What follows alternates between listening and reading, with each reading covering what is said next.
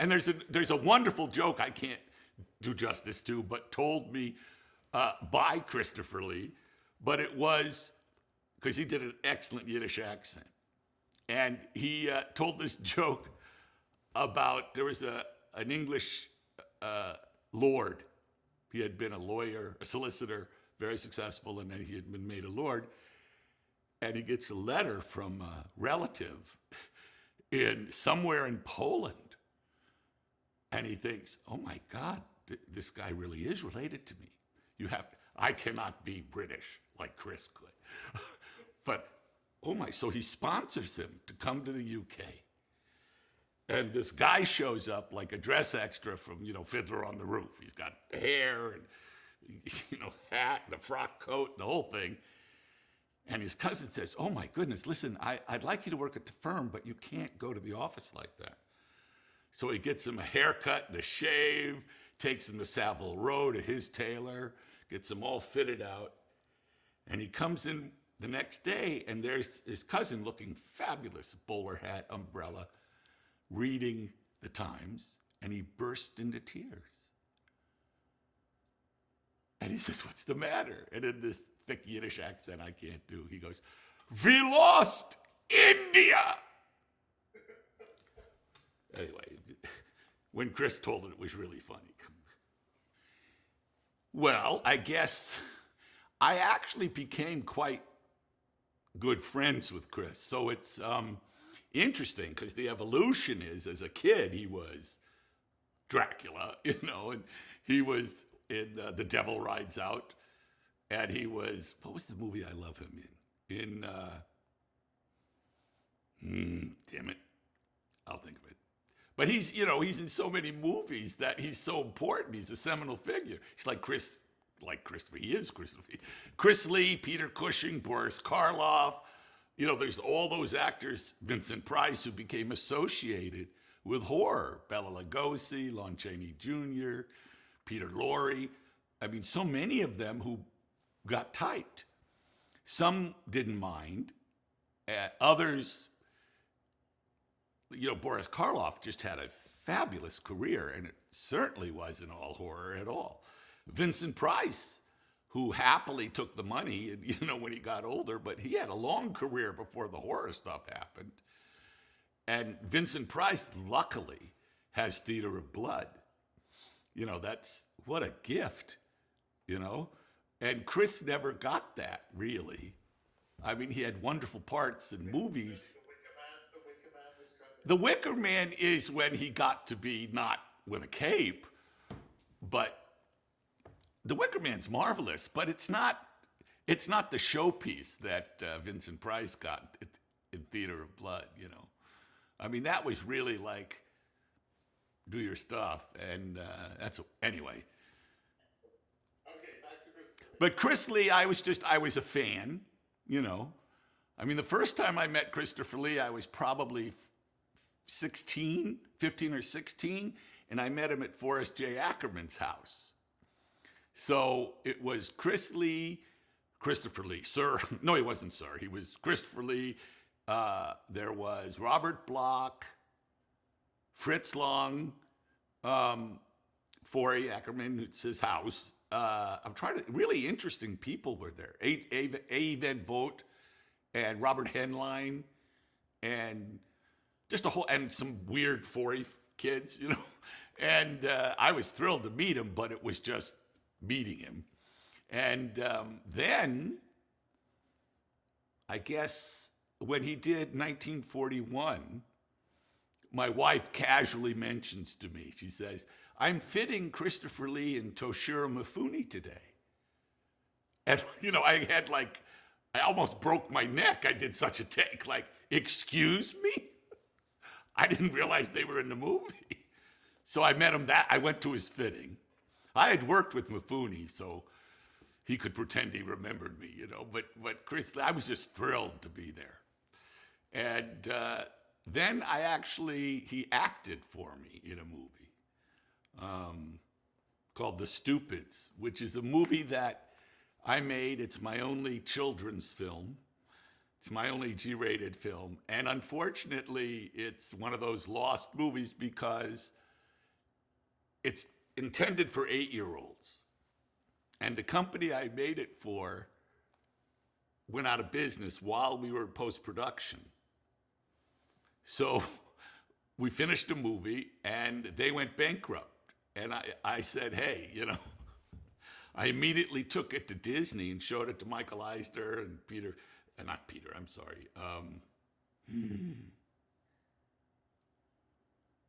getting old, John. Showed it to Michael Eisner and Jeff Katzenberg, that's who it was. And they wanted to buy it because if it had been released by Disney, it would have been Walt Disney Presents, like it's a papal blessing, And unfortunately, Victor Kaufman, who was head of Savoy, wouldn't sell one movie. You had to buy all 14 movies he had in various stages of production. We were the only completed one. So it sat on a shelf for about 4 or 5 years. And then I get a call saying it was picked up by New Line. And this was before Lord of the Rings. So this is Freddy's Nightmares New Line. And I'm thinking, they've never had a children's film, have they? So I go to see it with, I can't think of his name, the head of New Line, and Bob Shea, and a guy named Mitch Goldman, who was head of distribution.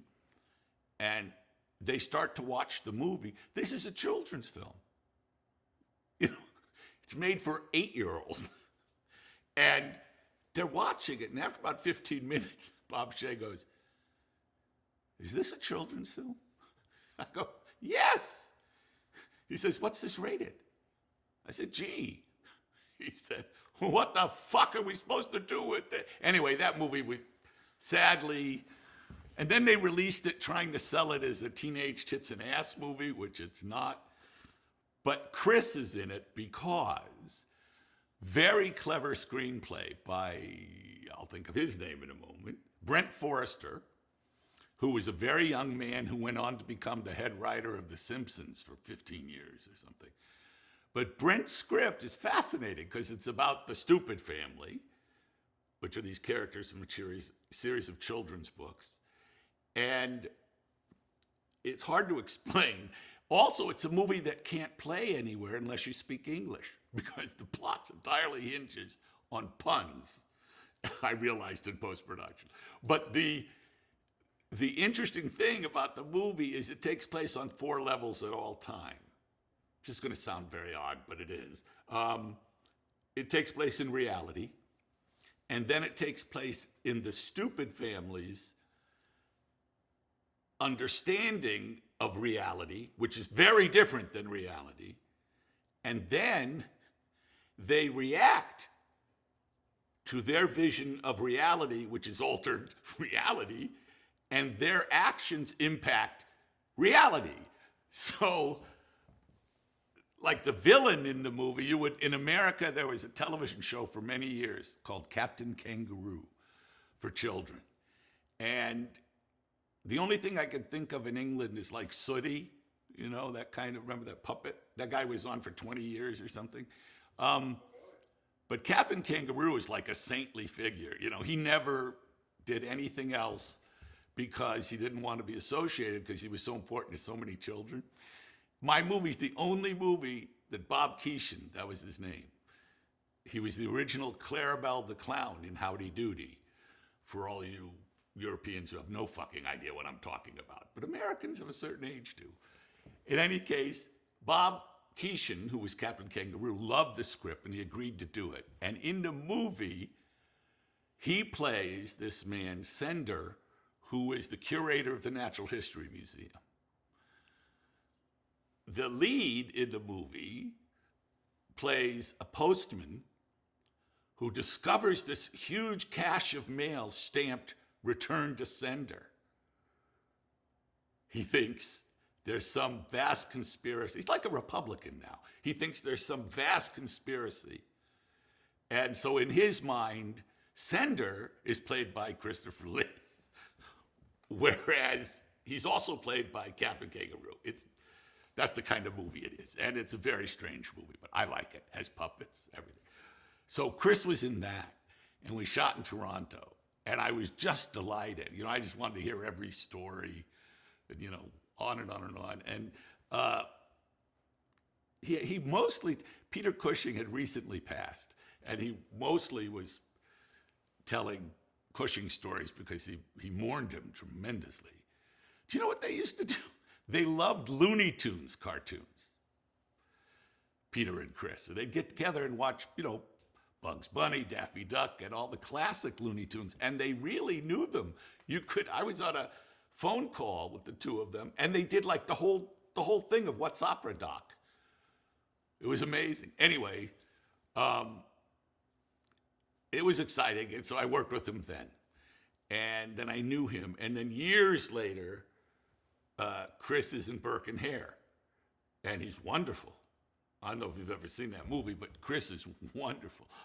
He's one of their victims. And he was very elderly and fragile when we did that.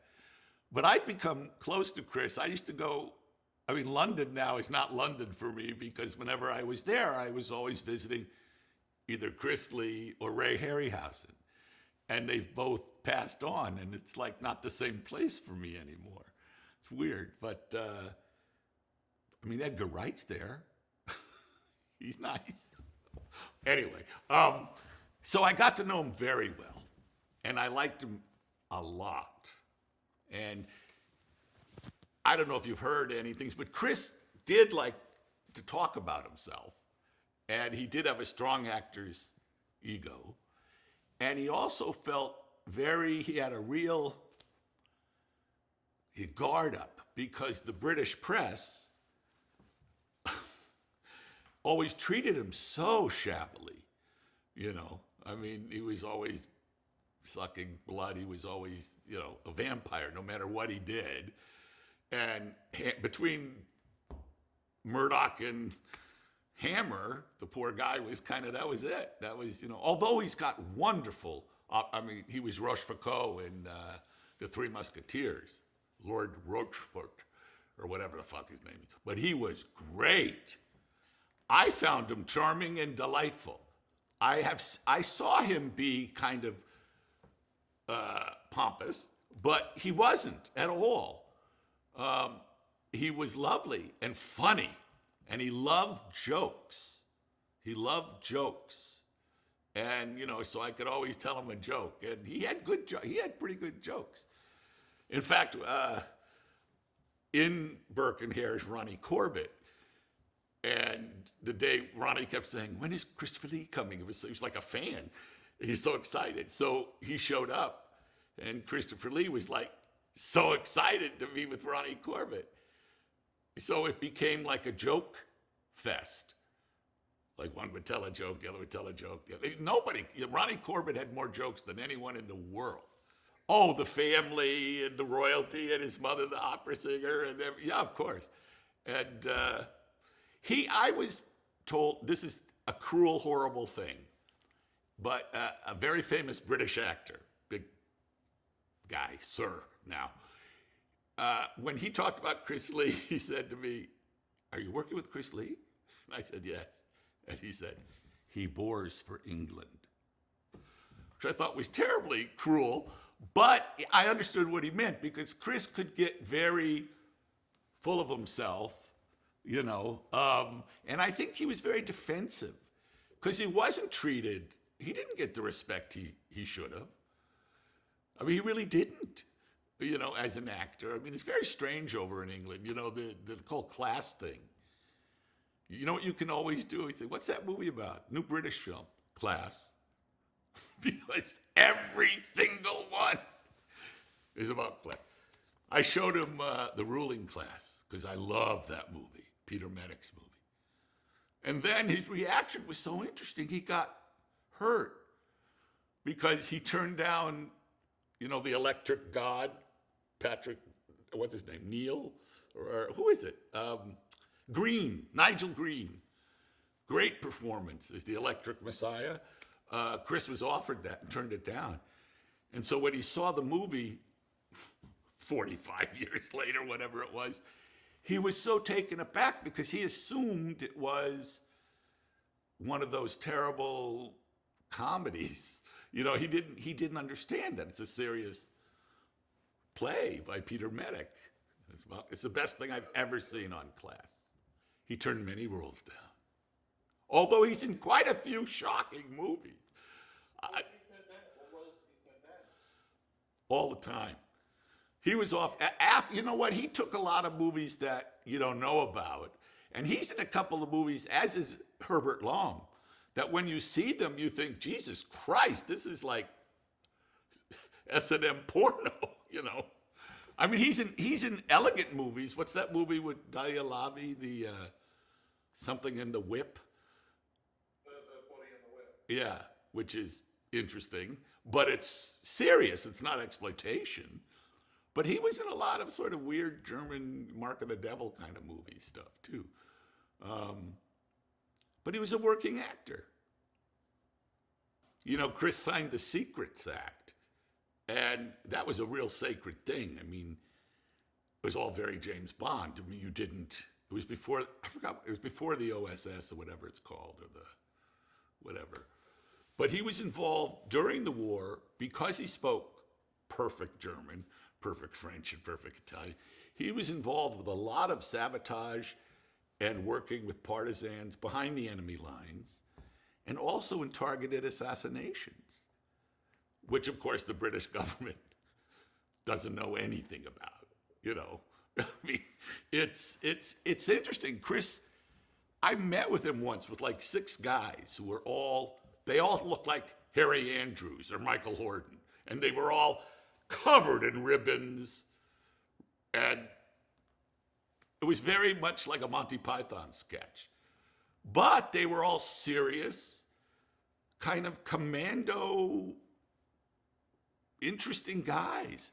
And Chris knew them very well, and they knew him very well. And they would remember things and laugh or talk about them. And every so often someone would look at me and go, it drove me crazy because I'm going, Chris, I want to know this stuff. Have you ever written about it? Of course not.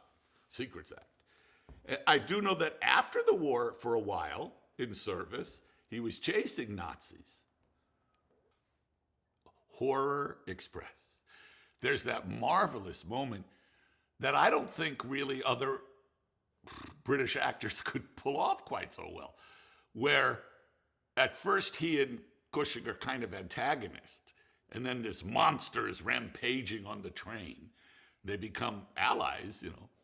And at one point, the inspector says, you know, maybe we don't know who it is, perhaps. And he throws suspicion on the 2 of them. And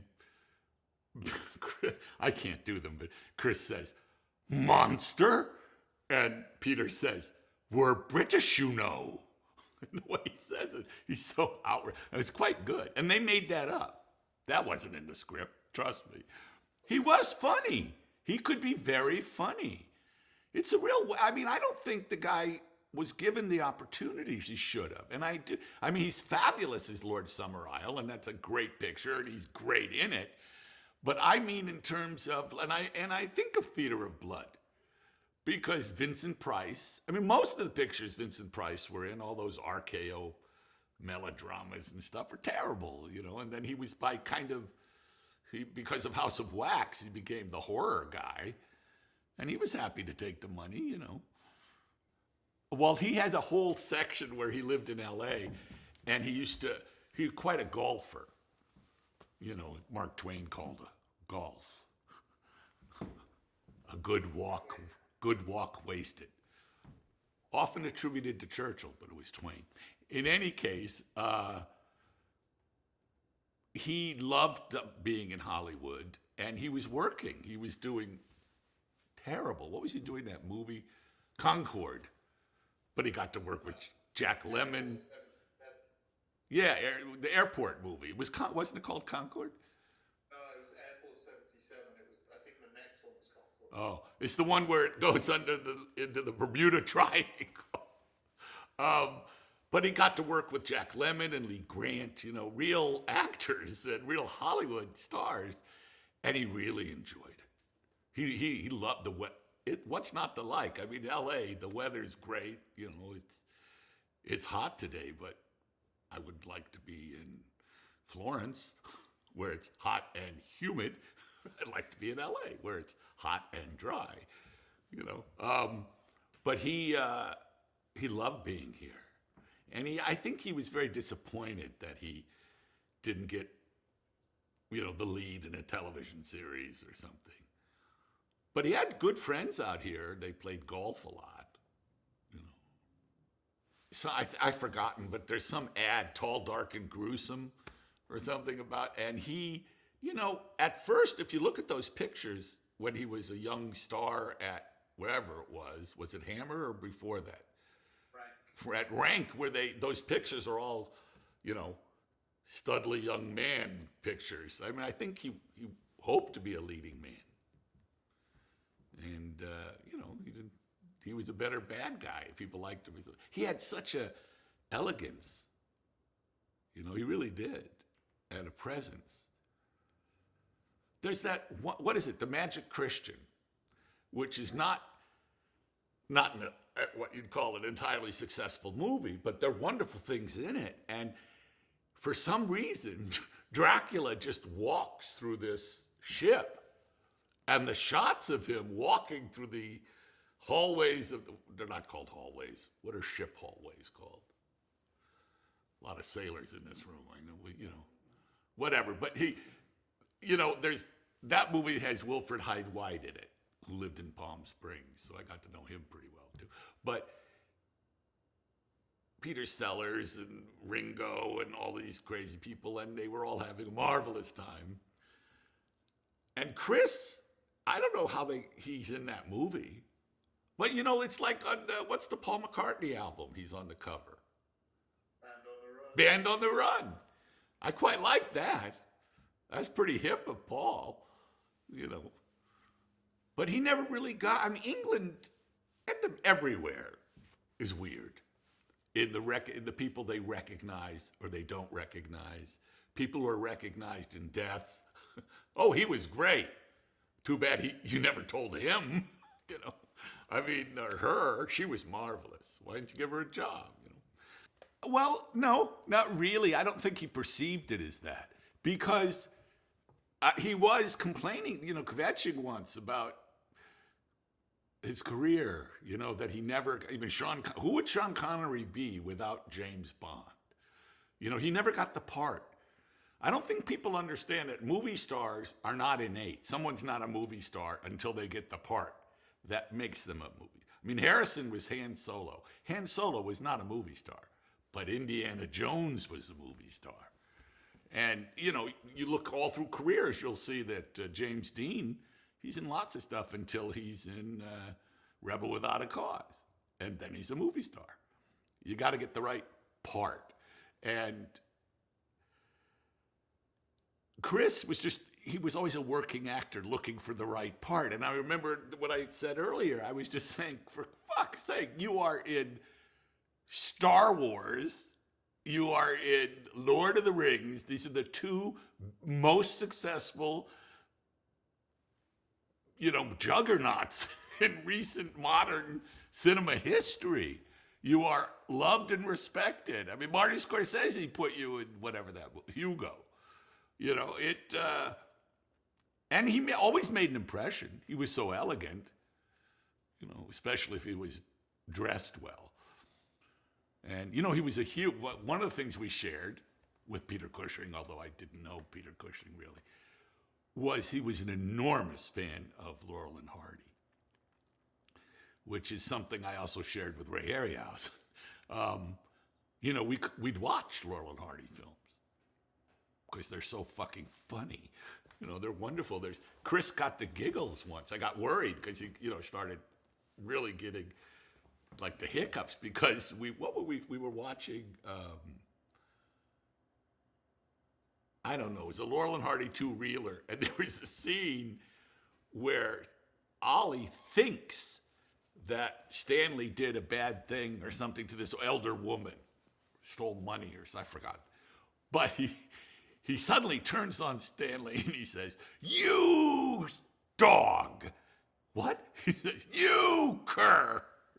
He says, "Me?" He goes, "You snake in the grass. You. And Stanley suddenly goes, "Stop. Nobody calls me a you. And Chris, did like the classic like that. And he started choking on he was laughing so hard. Actually, it was really nice. It was fun, And so, like, for the next 3 years, it was, hello, is John there? Yes. Hi, Chris, how are you? I'm well. How's Geeta? She's fine. What's up? I just wanted to say, you! Slammed down the phone. I really liked him. I really was fond of him. And, I don't have it.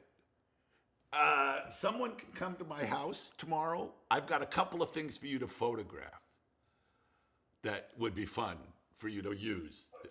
Just pictures. But I gave him once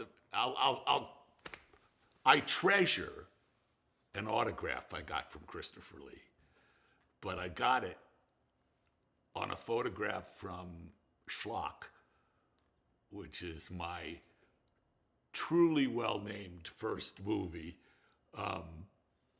But what he wrote is so wonderful. You have to look at it. Okay. I liked him a lot. I have nothing but admiration for him. I think he could be difficult, probably. I know some other actors had issues with him. But he was an old pro. I mean, you know what movie he enjoyed working on? With Robert Culp and Raquel, Hanny Calder, which is a Western made in Spain. I'm not sure who directed it, but he enjoyed it because he played a gunsmith or a blacksmith or something.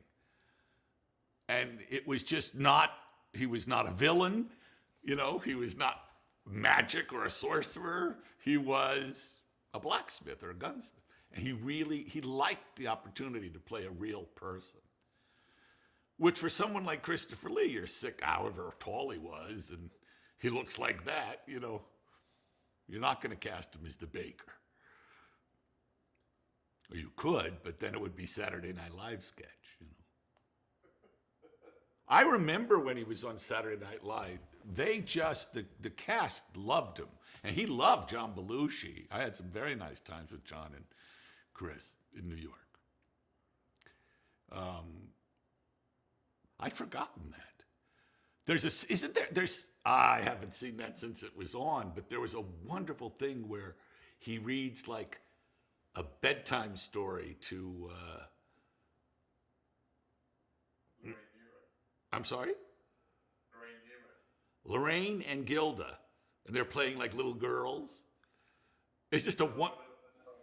It's the one where he's deaf. He visits her. He's deaf. Is that it? I just remembered that it was awfully good. I was always interested he never did a panto. Very often people don't. When you work on films and you do the work and then the movie comes out, the movie has a life of its own, completely independent of you. And people like Star Wars, you see, is Star Wars a great work? No. But it was the right movie at the right moment. THX 1138 is a great work. American Graffiti is a great work. Are Star Wars movies a great? The best Star Wars movie was made by Irvin Kershner. So it's like, but it was the right place, the right time, the right movie, and that movie had a huge impact on so many future filmmakers. And The Seventh Voyage of Sinbad is a movie that made me want to make movies, and I've discussed it with Peter. There was a magazine called Famous Monsters of Filmland that was unusual in that it had lots of photos of monsters, and it was written for like 10, 12-year-old boys, bad puns and things. Forrest J. Ackerman did every issue. And what was interesting about it was that it not only talked about the movie stars, so it talked about Chris Lee and Peter Cushing and Boris Karloff and Vincent Price and all that, but it also talked about the writers, from Mary Shelley to Robert Bloch. It talked about the directors, like Murnau or Fritz Lang, or I mean, it talked about makeup artists like Jack Pierce or Dick Smith. It had behind the scenes stuff, Willis O'Brien. I mean, really interesting about those particular movies that appeal to a certain age boy. And this is before CG. And when Forey passed, there was a memorial service we did. And one of the things I remember was hearing Guillermo del Toro saying that when he was 12, he's in Guadalajara and he's at some bodega, and between the tits and ass magazines, there's this famous Monsters, and it spoke to him, And then I hear Peter Jackson talk about he's in Auckland and he's at the Stop and Shop or whatever, and there's this magazine, Famous Monsters. And then me and Rick Baker in LA, Joe Dante in New Jersey. I mean, there are hundreds. It was incredible. George Lucas, Jim Cameron, Steve Spielberg in Arizona. I mean, there were so many filmmakers talked about Famous Monsters of Filmland. And I had Chris, you'll have to get it now so you can show it, but I had Chris autograph a picture in which Schlock is reading A Famous Monsters of Filmland with Dracula on the cover and with Chris on the cover. And I don't think he could ever appreciate what it meant to people, what that meant to people, because movies have a profound impact. I mean, really. And it's always different. Some people it's James Bond movies, some people it's Truffaut movies or Godard movies or Kurosawa movies, but there's always that movie that you saw and just, and it's different generations, and it's how you see the movies. I mean, I'm looking forward, I'm seeing Oppenheimer at Grauman's Chinese and, 70 millimeter IMAX. I'm really excited to see it. See it in a cinema that way, because it makes a difference. I've never seen his Jekyll and Hyde, that 3D movie where they were called different names. I've seen stills from it.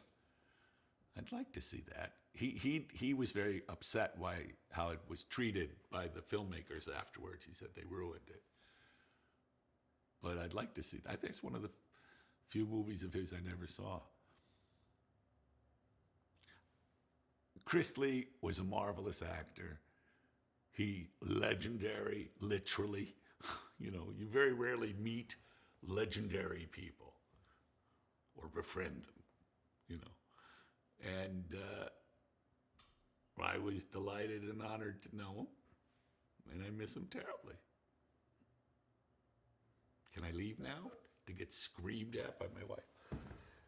Thanks, John. Okay, please take off the mic. Thank you, John. There were at least 3 things you could pull from that.